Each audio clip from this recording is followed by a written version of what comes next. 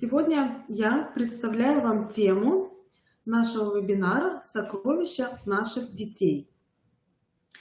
Все мы хотим, чтобы дети наши были смышленными, любознательными, догадливыми, предусмотрительными, остроумными, сообразительными. Умен тот, кто умеет мыслить. Что значит мыслить? Мы рождаемся с разными задатками, в том числе и к мыслительной деятельности. Умным легче вырасти тому ребенку, которому помогли научиться мыслить, чем тому, который организовал свое мышление сам. Мир, в который приходит ребенок, богат и разнообразен. Чтобы жить в нем, малышу необходимо разобраться в свойствах, качествах предметов, в их назначении, в пространственных и временных отношениях, явлениях окружающей действительности.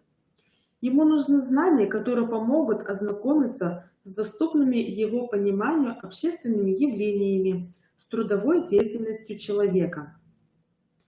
Познавательный процесс – это двигатель развития. Родившийся ребенок полностью зависит от окружающих его взрослых. С их помощью он начинает познавать окружающий мир. Познавательный интерес ребенка отражается в его играх, рисунках, рассказах, разнообразных видах творческой деятельности. Взрослые должны обеспечивать условия для развития такой деятельности, поддерживать интерес ребенка. Примерно к 3 годам ребенок все больше нуждается в общении со своими сверстниками и немного отдаляется от родителей. Формируется самостоятельное «я».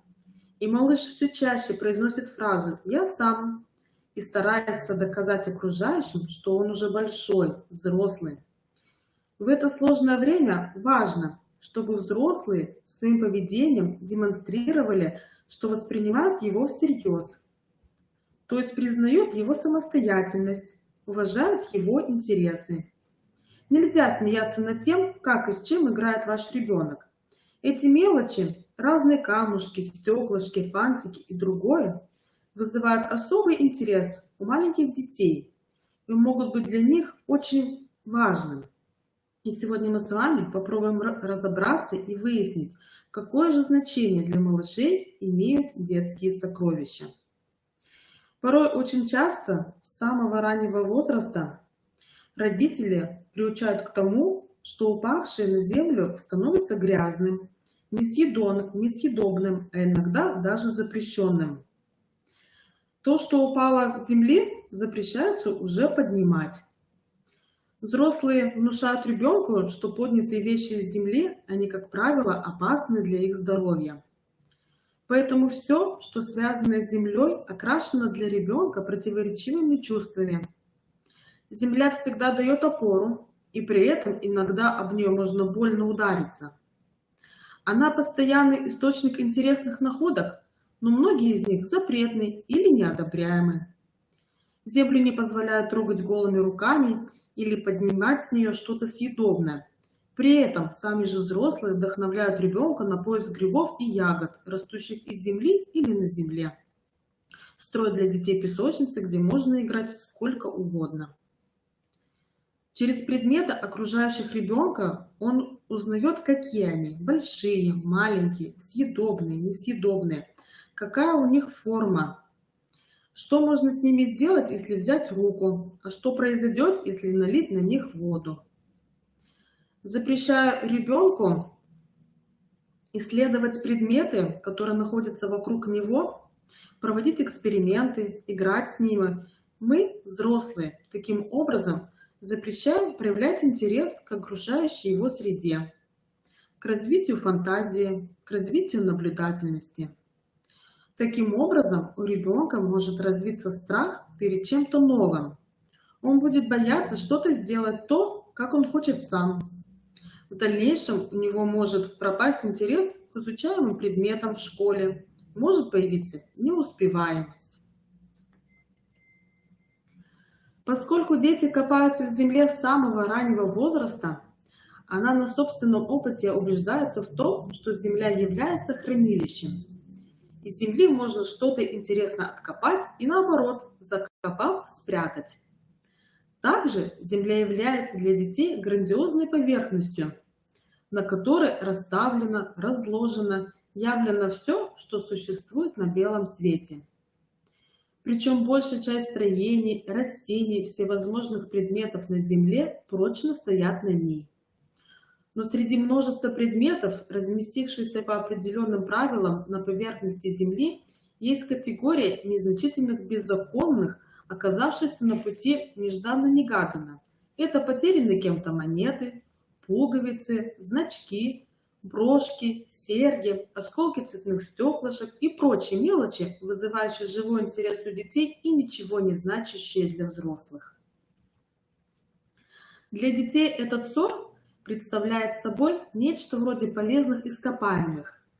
Разнообразие и обилие полезных ископаемых определяют материальные ресурсы народа, а у детей найденное на улице регулярно пополняет запасы игровых материалов, необходимых для обеспечения жизненных интересов ребенка.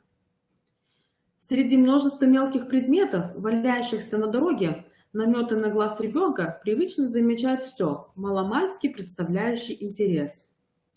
Наиболее ценные предметы мгновенно подбираются и прячутся в карман, получая вторую жизнь. Ранняя стадия детского собирательства поражает тем, что поднятые ребенком штучки обычно не имеют никакой потребительской ценности даже для него самого. Они, как правило, привлекают ребенка именно индивидуальными особенностями своей формы, цвета, вещества. Центральным пунктом этой ситуации является сам факт обнаружения. Ребенок увидел нечто замечательное, отличное от остального и решил включить его в сферу своего собственного бытия. Поднятая с земли штучка становится одним из строительных элементов символического мира ребенка. Какой малыш не тащит домой или не кладет в карманы всякую всячину? Как это знакомо многим родителям. Зачем ты подобрал эту грязную железяку? Выброси ее. Нет, пусть будет. Такое поведение для ребенка естественно, поскольку является проявлением его познавательной потребности и творчества. Мало ли для чего может пригодиться эта железяка. Для ребенка это не просто кочерга или ведро, это действительно составляющие элементы ракеты. Будьте уверены, он смастерит из них самую настоящую ракету, которая, движимая лишь силой его фантазии, помчится к далеким мирам. И он совершенно не может понять, почему должен расставаться со своей мечтой из-за того, что эти запчасти грязные. Что же мы можем предпринять в этой ситуации? Лучше в этой ситуации рассказать ребенку, что все оборудование для ракет изготавливают в специальных лабораториях очень грамотные и аккуратные люди в белых халатах, соблюдая особую чистоту и порядок, необходимые для правильной работы техники. Почему бы и нам не начать строить ракету с того, чтобы отмыть запчасти для ракеты, а потом вместе подумать над ее наиболее безопасной конструкцией. Сокровищница старших дошкольников и младших школьников – это в буквальном и в переносном смысле слова вместилище личных ценностей ребенка. В материальном плане это особая закрытая емкость, недоступная другим людям, где хранятся мелкие предметы, найденные или полученные в подарок ребенком, то есть принадлежащие лично ему и воспринимаемые им как ценности. В душевном же плане в каждом из предметов сокровищницы материализованы дорогие для ребенка переживания, воспоминания, фантазии. Ребенок периодически оживляет их, общаясь со своими сокровищами, как с магическими предметами. Каждый из этих предметов становится для ребенка маленьким самостоятельным миром. Можно сказать, что сокровища являются овеществленным духовным ценностями ребенка. Детская сокровищница существует в течение нескольких лет, а потом незаметно исчезает. Много позже некоторые люди обнаруживают остатки своих детских сокровищ, случайно сохранившимися среди других домашних мелочей. Они могут вызывать у них разные воспоминания, смутные, удивительные, а у других и вовсе забываются бесследно. Изучение мира на этом не заканчивается, оно становится более осмысленным, может быть более серьезным и разумным. Очень важно, чтобы ребенок прошел эти этапы становления личностной самостоятельности с удовольствием, не потеряв желание творить и удивляться. Ведь от маленького строителя ракеты до настоящего конструктора пройдет не так уж и много лет. Дальнейшая судьба этих предметов может быть очень разнообразной. Все зависит от того, сколько лет ребенку, какого он пола, и с кем и во что он играет. Найденные ребенком предметы могут пополнить его сокровищницу или стать содержимым секрета у девочки или тайника у мальчика. Что-то будет использовано для игр, а что-то по детским понятиям является твердой валютой или достойным объектом меновых отношений. Владение некоторыми предметами является вопросом престижа и даже влияет на положение ребенка в группе сверстников. Однако такое отношение к находкам характерно для детей младшего школьного возраста, то есть детей уже достаточно больших. Чем меньше ребенок, тем в меньшей степени им движет желание пользы. Сделав эти предметы своими, ребенок уже совершил первый шаг к наделению их существования новым смыслом, исходящим от человека. Следующий шаг обычно состоит в том, что ребенок дает им имена и делает их героем символического мира, создателем и распорядителем которого является он сам. Ребенок с легкостью дает имена рыбкам в аквариуме, придумывает названия облакам на небе и лужам на земле. Здесь мы имеем дело с удивительной по своей наглядной простоте моделью того, как ребенок реализует свою человеческую миссию Созидателя мира, в которой он живет и привносит туда смысл, освещающий все новое светом. Сейчас я хочу поделиться с вами несколькими играми, которые можно играть вместе с ребенком на песке, а также игры с камушками. Как правило, очень многие родители дают ребенку ведерко, совочек, формочки, показывают, как слепить куличики, и дальше уже играй сам, да, делай, что хочешь. Итак, некоторые игры. Первая игра – это отпечатки. На ровной поверхности песка взрослый и ребенок оставляют следы рук, пальчиков, ног, коленок. В процессе игры можно сравнивать отпечатки взрослого и ребенка, вложить руку ребенка в отпечаток взрослого. Вторая игра. На ровной поверхности взрослый и ребенок оставляют отпечатки разных предметов: ведерка, лопатки, палочки, листочки и так далее. Когда отпечатков становится много, ребенок должен угадать, к какому предмету принадлежит тот или иной отпечаток. Создать отпечатками ладони, кулачков, костяшек кистей рук, стопами ног всевозможные причудливые узоры на поверхности песка и попытаться найти сходство полученных узоров с какими-либо объектами окружающего мира, например, с цветочком, с солнышком, с травинкой, с деревом и так далее. Рисунки. Ребенок рисует пальчиками или палочкой солнышко, тучку, домик, человечка. Для более старших детей можно все рисунки объединить в один сюжет и придумать маленький рассказ. Придумывать рассказ может как сам ребенок, как взрослый. Также они могут придумывать рассказ вместе. Можно организовать конкурс песочных картин. При этом разрешается украшать свои произведения камушками, палочками, листочками, всеми своими сокровищами. Ситечка. Предложите ребенку насыпать в ситечко песок и дайте посмотреть, как он высыпается. Дети это могут делать бесконечно. Предложите ребенку перемешать песок с игрушками, камушками, веточками, а затем достать все, что оказалось в песке при помощи ситечка. Наберите в ситечко песок с игрушками и поднимите песочек, высыплется, а игрушки останутся. На эту тему можно побеседовать. Почему песочек убежал, а игрушки остались? Предложите высыпать через ситечко сухой песок, а затем увлажненный. Побеседуйте о том, почему сухой песочек пробежал через ситечко, а сырой нет. Подобные игры можно провести и с воронкой. Можно взять две воронки, одну большую, другую маленькую, и поставить опыты, из какой воронки песочек выбежит быстрее. Следующая игра «Найди игрушку».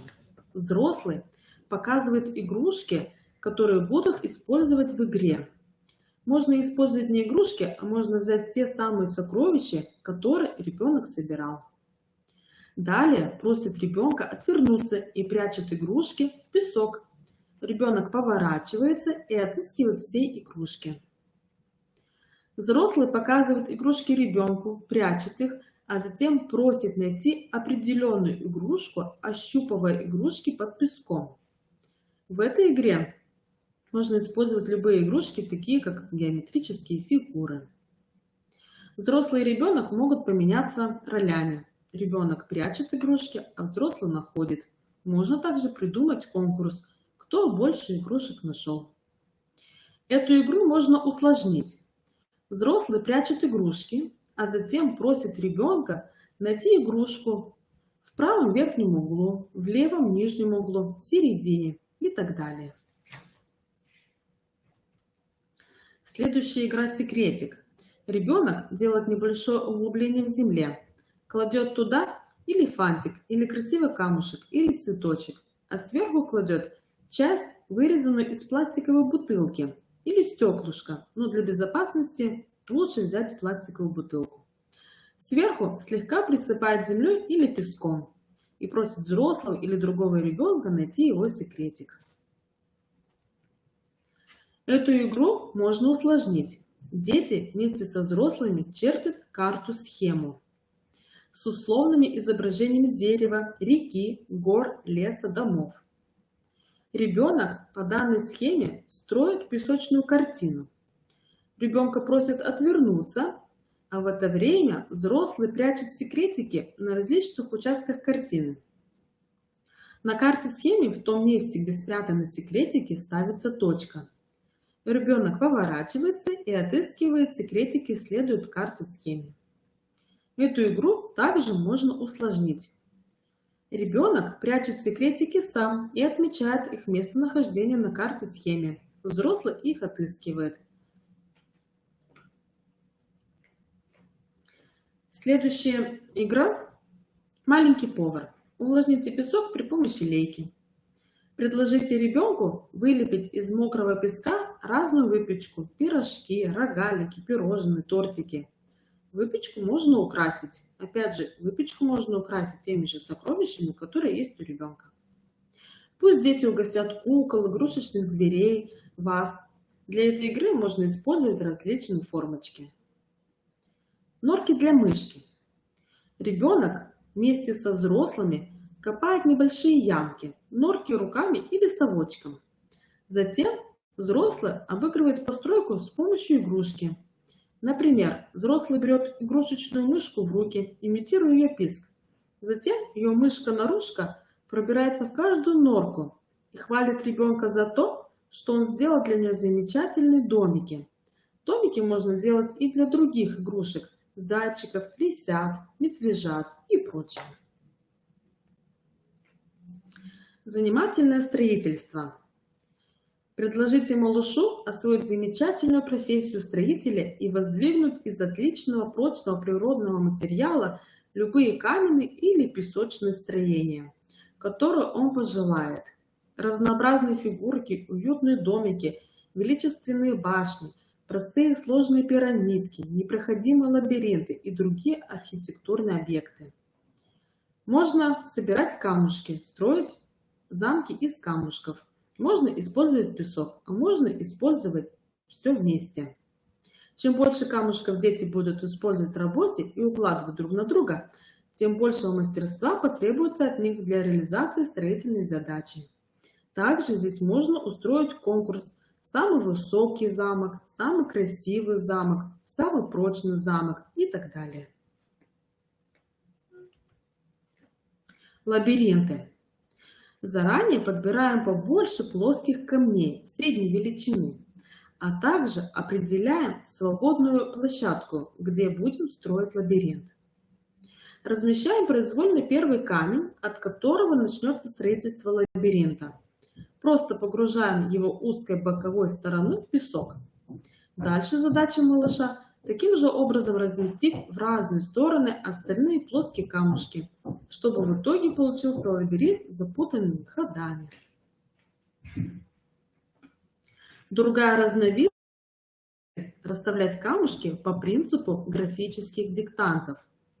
Взрослый диктует ребенку последовательность размещения камней, задавая в каждом ходе количество камней и направление. Например, определяем центральную точку, откуда мы будем диктовать, и говорим: 2 камушка вправо, 1 вниз, 2 вверх, 3 влево и так далее. Здесь представим пример прямоугольника. Нарисован прямоугольник на листочке в клеточку. И таким образом продиктуем, сколько камней мы кладем справа, сколько камней кладем вниз, налево и наверх. И у нас получается рисунок прямоугольник. Таких рисунков можно делать разное множество. Увлекательная сортировка. Каких только камней не встретишь на земле. Необыкновенных и причудливых форм, удивительных цветовых оттенков, разнообразных размеров.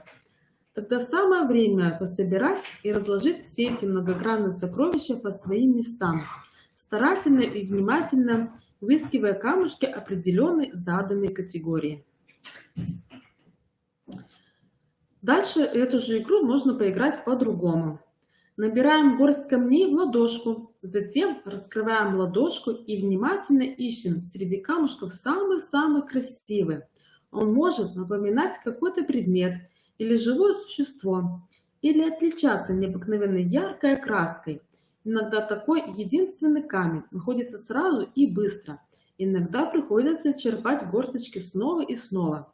А когда такой камушек найден и лежит на ладошке, надо им полюбоваться, прошептать на него свое желание и снова отпустить в море, в реку, а можно оставить себе как еще одно сокровище. И самое главное сокровище для наших детей – это наша семья. На сегодня у меня все. Если есть у вас вопросы, можете задавать. А также вы можете обратиться к нам в Республиканский консультационный центр по телефонам или по электронной почте.